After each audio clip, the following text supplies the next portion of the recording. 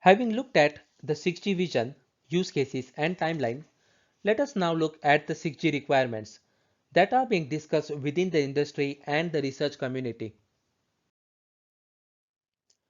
This table shows a comparison of the different generation of technologies from 2G to 5G. Rather than list each and every feature, we are just listing high-level features. The numbers are approximate to provide an idea without getting bogged down in nitty-gritty details. You can see that the download speeds, at least in theory, have reached 20 gigabits per second in downlink and 10 gigabits per second in uplink for 5G. In practical terms though, the average speeds will be more of 300 Mbps in downlink and 100 Mbps in uplink. Of course, you can do speed tests to show how fast your 5G is, but that doesn't represent the real world speeds most of the time. In addition to speeds, the other important feature in 5G is the reduction in latency, increase in reliability, and improvement in connection density and mobility.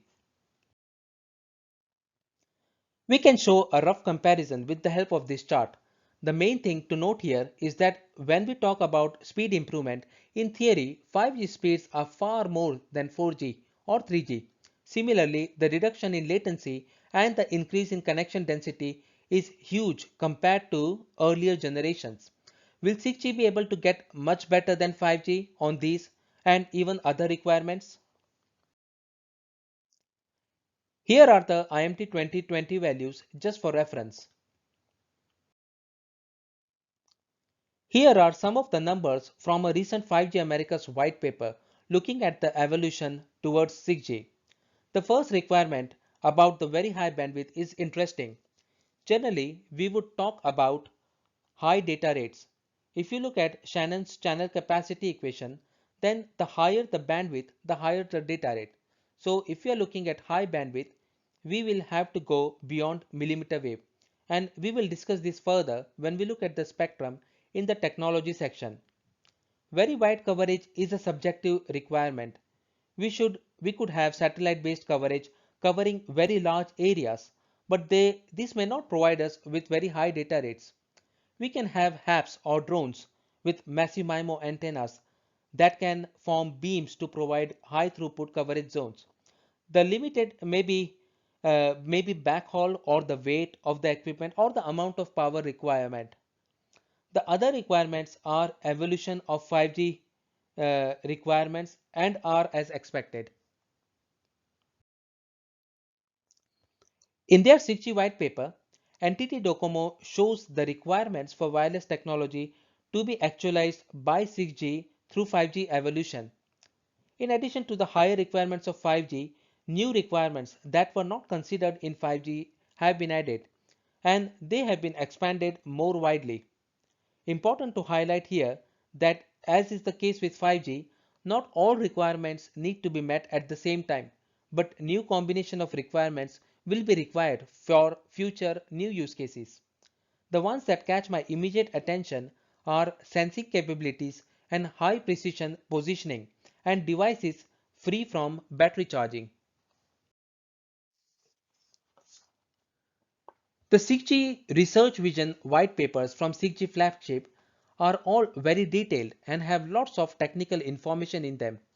In this particular paper on broadband connectivity, there is a 5G versus 6G KPIs comparison.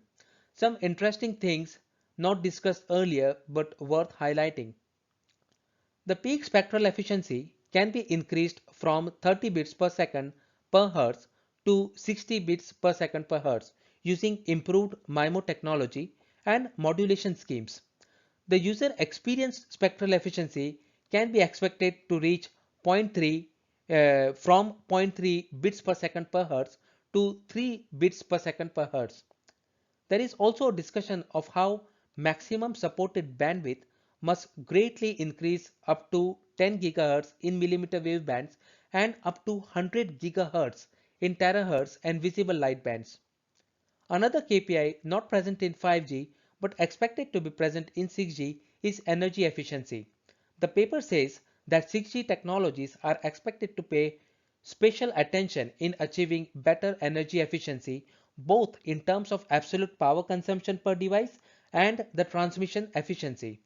In the latter case, the efficiency should reach up to 1 terabit per joule. Hence, developing energy efficient communication strategies is a core component of 6G. This is from a presentation by Atri at Mobile Korea 2020 Global back in November 2020.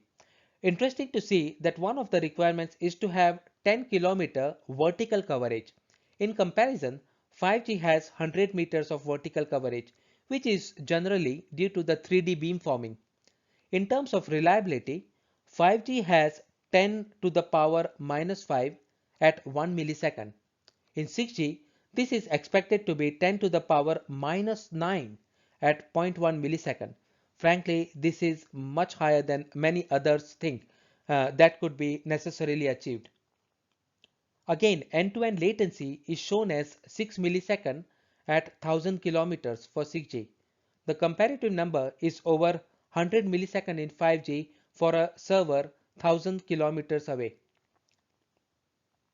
Now there is a volumetric area traffic capacity of 1 Gbps per square meter and a volumetric density of 100 devices per square meter. This research paper from IEEE is a good summary of comparison between 4G, 5G and possibly 6G. Everything from usage scenarios, applications, network characteristics, service objects, KPIs and technologies. No surprises here as such, but I found the list of applications interesting. It includes space travel and deep sea sightseeing. This comparison of key performance requirements between 5G and 6G from the Samsung 6G Vision is nice and simple too, without any surprises. Based on all the above requirements, here is a simplified comparison of different generation of technologies.